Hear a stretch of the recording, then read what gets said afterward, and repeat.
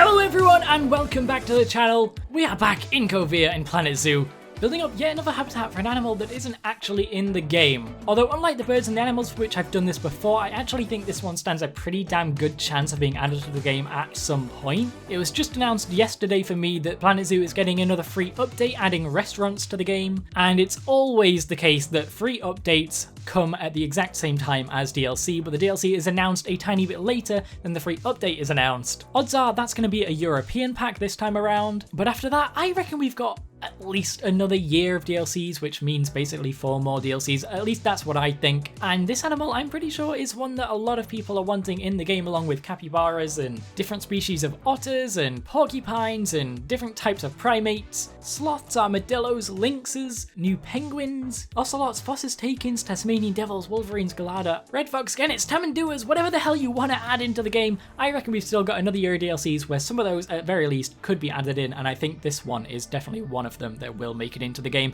if there are more DLCs after this December. And of course you already know what it is, I don't know why I'm being vague about it, but it's the tree kangaroo, more specifically the Goodfellow tree kangaroo, which I've actually written a hell of a lot about recently. I've been doing a lot of research on the animal for reasons completely out of YouTube and Planet Zoo, but it's a really interesting animal and it kind of fills in a niche that I don't think the game really has just yet, and I'll explain why I wanted this habitat to be for the tree kangaroo here in a little bit. There was actually a lot of debate on my end on what animal to include here. Initially I was going to do red pandas, and I did end up putting them in the habitat before I started building it to kind of get the size. I think I'm going to start doing that more after the Aldabra tortoise, because that was extremely useful for that one. And I put the red pandas in, and then I kind of just thought, red pandas do not live in a tropical climate. In fact, they'd have a really bad time. Red pandas, and this is off the top of my head, but I know they're native to the Himalayas, which is of course a very cold area because its mountains is very high up. So having them live just out in the open in a tropical climate of South America, probably not the best idea. So then I went and looked at whatever other animals were in the game that lived in a more tropical climate, or at least a temperate climate, that were also arboreal, so climbing up in trees, so I could build some climbing platforms and ropes and stuff like that, because that's something I really wanted to do for this area. And that's when I landed in the binturong, which I actually started building habitat for. I actually did some of the time lapse with the mind frame that this is going to be for binturongs, but then halfway through I remembered I actually have plans for a binturong habitat in a completely different section of the zoo that I'm really interested in doing, and I really do want to do it. And after that there kind of were no other good options in Planet Zoo, and that's kind of when I fell into the tree kangaroo rabbit hole. So I was researching all different species of tree kangaroo, and the Goodfellows honestly I think is just the best one. It's also the one that I've seen in zoos the most. In other words, I've seen one of them, but I've never seen any other species of tree kangaroo in a zoo. So yeah, that's what I'll end it on. Plus, I think they look the most unique, but that's besides the point. Oh, I also forgot to mention the reason I wanted to do red pandas in the first place is not only because they're pretty small and they like to climb, but because this area is in a bit of a bamboo forest. What I want to do is kind of make little sub-biomes throughout the zoo. So we've got just general tropical biome, nothing super special, kind of what you'd expect in South America. But then I want a big area that's just got loads of bamboo and elephant grass and scaevola bushes, which is what this is a start of. And you know, it's going to be like a little patch in the jungle that's just mainly bamboo. Obviously we'll have some other trees sticking out every once in a while, some lipstick palms, that's something that I've got spread throughout. And the thinking behind that was obviously red pandas and pandas like bamboo, so red pandas gotta like bamboo too, right? And they actually do eat bamboo in the wild, but red pandas and giant pandas aren't actually related. Red pandas are actually a lot more closely related to raccoons and animals like that, which is just an interesting fact if nothing else, considering they look, well, I mean, to be fair, they do definitely have similarities, kind of similar face and a ringed tail, but yeah, that's just an interesting fact. So yeah, that's my 4-minute long rant on how I decided to build this habitat for a tree kangaroo in the hopes of one eventually being added to the game. There are, at the moment, some binturongs in there because I don't have a habitat for them yet, and I wanted something in the habitat just to give it a bit more life to the place. But if a tree kangaroo ever does get added to the game, the binturongs are out, or whenever we get around to building the area that I had planned for the binturongs will be out of there either way. So we'll just see how it goes. I really hope they get added to the game. They're like on the top of my list. I mean, I have a massive list of animals that I want to the game, and I think, although I don't know where, there's a community post with a list of all the animals that people want added to the game. The higher vote, or the more votes they have, the higher up on the list they go. In fact, you know what? I'm going to see if I can find that right now. 1 second. Okay, so I found a list that was from, let's see, August 30th, 2020.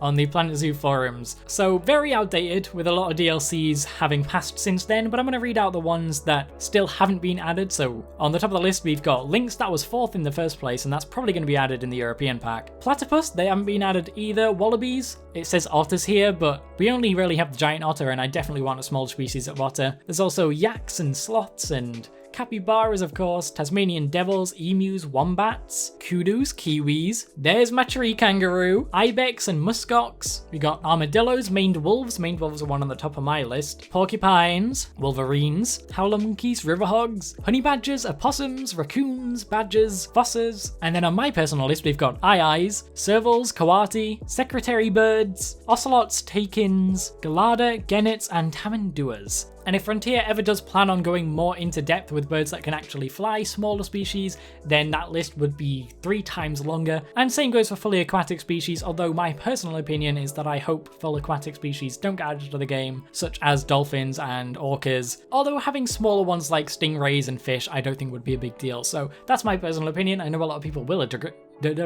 disagree with that, but I don't think fully aquatic large species should be added to the game, but that's just me. Anyways, we have ranted on about random animals that have nothing to do with this for a long time as well now, so I want to have a quick talk to you guys about the fact that I'm going away for a couple weeks, which I think I mentioned earlier. I know I mentioned it later in the video because I've already recorded the real-time part. Like I said, I'm doing this in a very weird order. This is probably the last COVEA video that's going to be going out before then, or during then, which means it's pretty much the last time I have to chat to you guys about what's happening with that. So I am going to Aruba for 2 weeks to volunteer at a donkey sanctuary. That's pretty much it. There's not much more information I can give you that's actually interesting, but that's what I'm doing and I'm really excited about it. It should be an awesome experience. I haven't been abroad in probably 5 or 6 years, and this project is obviously just going to be a really interesting one as someone who is going into the animal management industry. Oh my gosh. So this project is going to be super exciting, and I am trying to prepare for that by completing any uni assignments that I've got due in before or during or after that. I'm trying to complete them all before, which has made it really difficult to do YouTube alongside that. But the fact is that YouTube kind of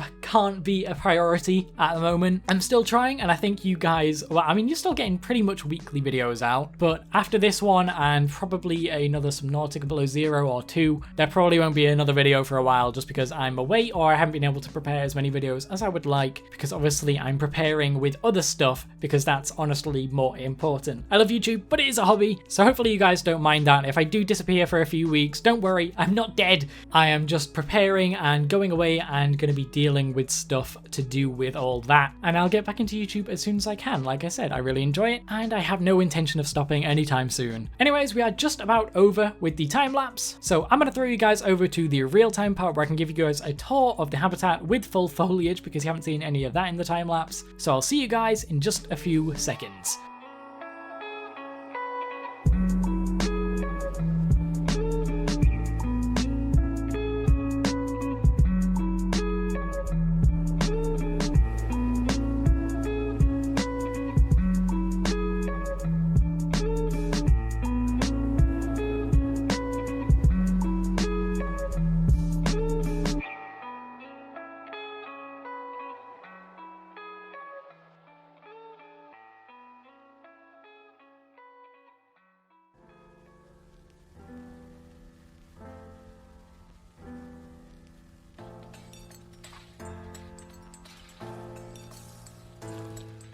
Alright, so the tree kangaroo habitat is complete, and I gotta say, I'm really happy with the result, as I'm sure you've heard me say a billion times in the time lapse, because apparently that's all I talk about. Obviously, this area is very unfinished. It's just this section on the left with the tree kangaroo that it's done, but I have done a few finishing touches and filled in all the foliage, which I don't think I'd done at the end of the time lapse. I'm doing this in a really random order, by the way. In case you've forgotten from my welcome back video, I am going away in a couple...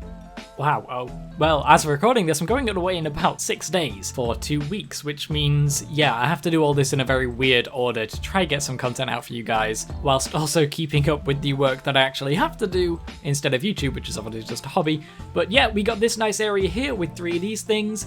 Don't really know what to call them, but they of course look really similar to the big one that's right up there. I don't think you can see it from here. Well, you can see the sign hanging off it there, so yeah, that's just supposed to replicate a similar shape to that. Brings a little bit of theming into the area, I think. To the left here, we've just got an education board. We'll walk up there in just a second, but we've also got this little thing. Now, the statue of the panda. It doesn't really make any sense whatsoever, but there is no binturong statues, or obviously there's no tree kangaroo statues because tree kangaroos aren't even in the game. So I just figured this statue works well, and it's kind of nice, kind of relaxing, especially on top of this little waterfall that we've got here. And we've even got like a little basin type looking thing with some gratings, which is where the water would in theory go. But we can walk up these steps and look out into the tree kangaroo habitat, which I gotta say I'm really happy with. You can see the binturongs being very weird over there.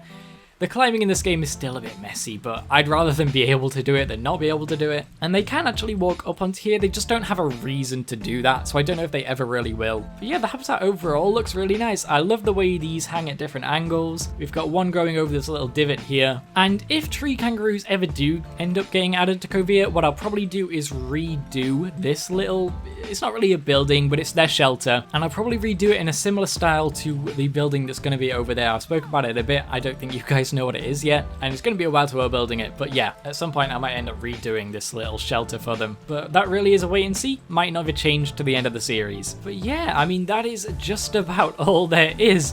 It's pretty much just a stock habitat. There's not much to show you around, and as you can see, I've been doing a lot of work around this area, planning out what's going to be going in all these areas. In fact, I have the next 7 or 8 episodes planned out, I think, and the next video sort of in COVEA, the next video about COVEA is actually going to be a bit of a planning one. I want to tell you guys what these plans are, all these plans that I'm teasing, because I want you guys to know what's coming, get excited about the builds, and I kind of need to tell you guys so I stick to them and properly start thinking about them. So yeah, the next video hopefully should be a bit of a planning one. Regardless, I hope you guys all enjoyed the video and the build. Thank you all for watching. If you enjoyed, leave a like. If you want to see more, subscribe. Thank you for watching, and I will see you all in the next video.